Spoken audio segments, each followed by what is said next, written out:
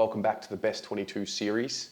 We've done our defenders, we've done our midfielders. It's time for the forwards. I'm dreading this because I've completely racked my brain doing it, not going to lie. The mix changes seemingly day to day. But what we're going to do is we're just going to start talking about the forwards. Now, the Best 22 is more of a conversation starter more than what it is anything concrete. Ultimately, I don't think anyone knows what the Best 22 will be. And I think doing this exercise has actually made me realise where the list is at. I remember this particular area of the ground, the forwards, I remember this being really clear. We only had 6, maybe 7 that you could fit in there, and then it was easy to not have certain players out. Whereas now, you could set this forward line up in a number of ways. You can go a little bit taller, you can play a little bit more hybrid with the likes of Martin, Cunningham, Elijah Hollands, potentially, Cottrell, these names. Or you play the traditional small forwards, Motlop, Owies, Durden, Fantasia's in the mix now. So I actually think the forward line has enough pressure on it for it to become our biggest strength on the field, and that's massive. And if that does happen, and we unlock our scoring, because I think our defence is pretty solid, if we unlock our scoring and make it easier on our defenders, again, maybe it's just this time of the year when you start thinking of the what ifs, and I think every club has the what ifs, but I look at our forward line and the mix of players that I'm about to go through, and it's so exciting. So this is how I would do it. Starting full forward, Charlie Curnow. I don't think I need to justify this too much. It's pretty easy for me. Maybe the easiest selection. Charlie and Harry pretty much get it done.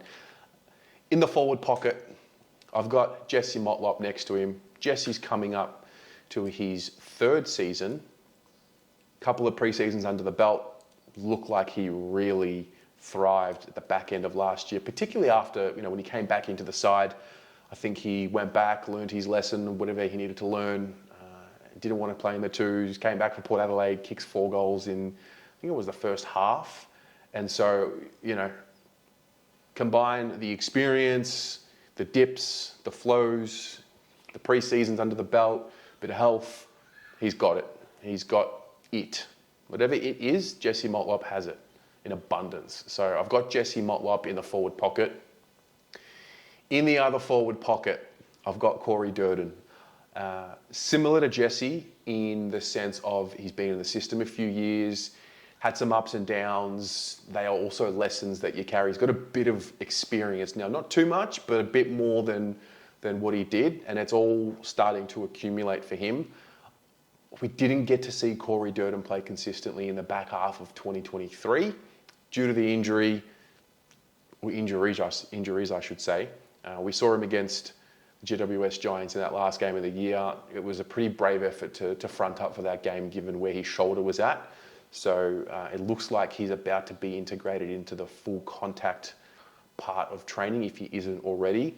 And I'm just a believer. I'm a real believer in his mentality. I'm a real believer in his honesty. I've had the privilege of meeting him a couple of times, and he's a very driven individual. And I know, of course I'm going to say that because I'm sponsoring him and because I'm a Carlton supporter, but no, he's got this humility to him, and I just know he's made of the right stuff. And I think if he gets himself fit, I think he's our best small forward when it comes to applying the pressure, and he has a passion for it. And I think it's going to make Jesse Motlop better. I think it'll make other players around him better. So I've gone with Corey Durden in the other forward pocket. Then we go to the half forward line.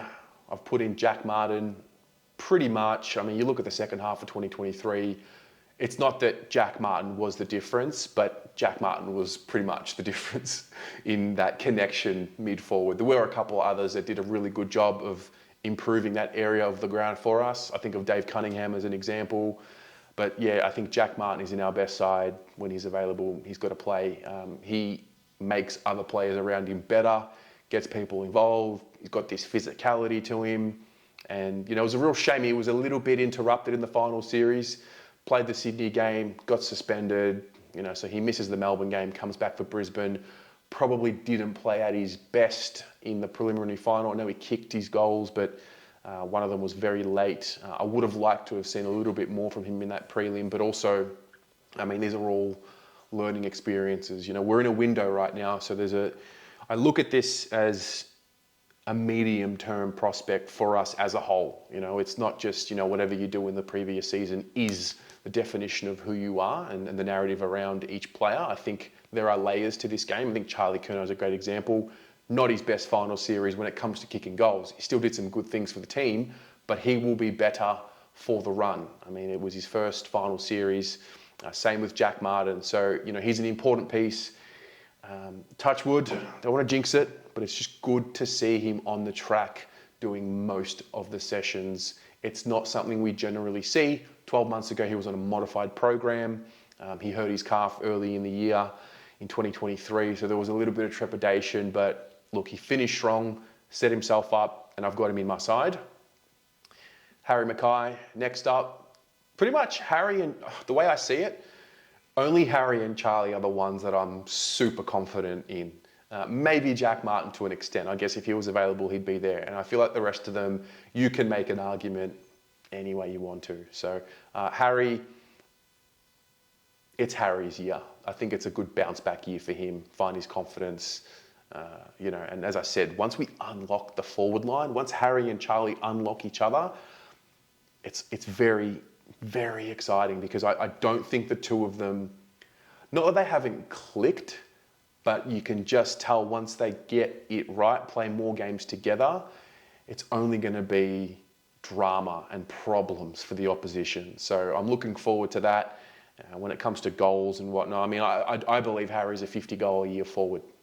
2 goals a game minimum. That's the average. I think he's capable of it, and I expect him to be at his best and bounce back. And I think he's going to make Charlie a better player, and I think Charlie's going to make him a better player.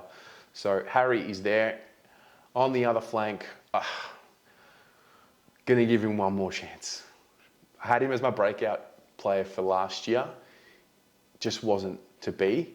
But Jack Sylvani, he's been in the system a while, obviously in the same draft as Harry and Charlie. I don't think he is as talented as Harry and Charlie, but I do think Jack's got that intangible passion for the game and the way he plays. He plays with the spirit that we as fans love. He's got the connection to the club, obviously, and it plays a part. It does. There's a different reaction to Jack when he does something good than most players. So this is the year. I really do believe if he just stays on top of his body. I don't know if playing in the ruck helps or hinders him, if I'm honest. I can see the arguments for either way. I don't mind him in the ruck. Probably not to rely on him in the ruck, but getting him in the stoppages gets him around the ball a little bit more. And he is a clever footballer. He's got the IQ. He's got the thing that not many have. He's got the instinct. So it's just about consistency with him, making sure the body is right, no injuries, which, you never know when they're around the corner. And I hope Jack gets a clean run at it because there is a year coming where it's Jack Sylvani's year. I believe it's this year. I believed it was last year and the year before, but I'm going to keep riding it until it happens. I really tossed and turned with this because I really want to put Elijah Hollins in there, but we'll talk about that in a minute. Now, my 7th, I told you guys a few weeks ago during the show that in any best 22 discussion, Matt Cottrell's going to be in there. And it's actually quite fascinating where the conversation around Matt Cottrell has come, from where it's been, and I just have to have him in the side. Now, having him here as that 7th forward doesn't necessarily mean he's just playing on the forward line. So I've got Doc in the midfield on that wing. We know Cottrell can do that. So, I mean, we saw a bit of this last year, Cottrell sort of moving up and down. He's going to do that. He's a running machine. He's got some strength about him now. And is he a breakout candidate? Has he already broken out?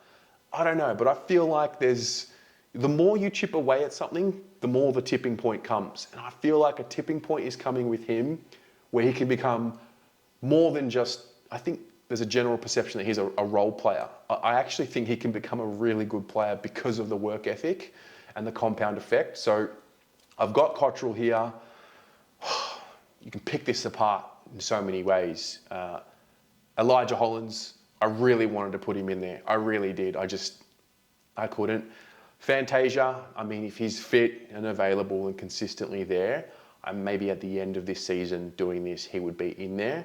I want to see that first. He would potentially take Durden's spot, maybe Jack Sylvani's spot. This is a pretty traditional forward line in the way I'm viewing it anyway. I've got the two small forwards, haven't even mentioned Matt Owi's name, not trying to disrespect him, but it's just tough. It's just really tough to do. And the difficulty in this line on the field kind of gets me excited. So this is how I look at the forward line. This is the mix of players that I like to see. And so this is my forward line.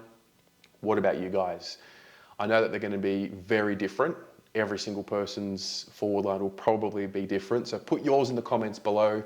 Let me know why you have certain players there, and we'll chat about it in the comments. I feel like this will be the most discussed line on the field for the year. So we'll see how it all plays out. Chat to you soon. Go Blues.